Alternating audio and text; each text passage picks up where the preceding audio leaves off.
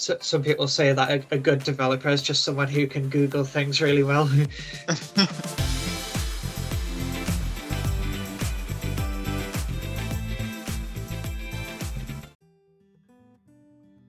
Can you introduce yourself, what Mesmer is, and your role within the organisation?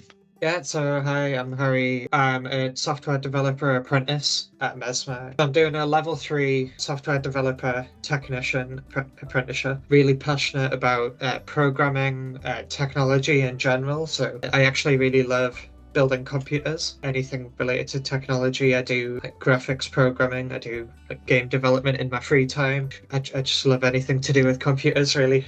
Before I joined, of course, I had programming knowledge, but I didn't really have any understanding of the business context. Mesmer was the first one I applied for where I could tell that they had a good understanding of what an apprenticeship was meant to be, and I just felt that they had I could learn the skills that I wanted to learn.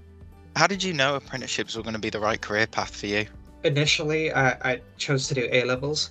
I didn't really know what I wanted to get out of it. I kept thinking, is this really the right thing for me to be doing? Because I didn't really have a clear career path in mind at the time. It took me a year or two to figure out what I actually wanted to do. The apprenticeship was always kind of sitting in the back of my mind, but I just went for it. Honestly, it's the best decision I've ever made. What skills have you picked up during your apprenticeship and whilst working at Mesmer? Working alongside multiple developers. So I've learned how to use version control, which is software like Git, which you use to keep track of versions of software so multiple developers can work on the same code base at the same time. Things like testing, UI development as well. I had very little UI development experience beforehand, and then database development as well. I mean, I've got to the stage where I can build like a pretty complex application on my own.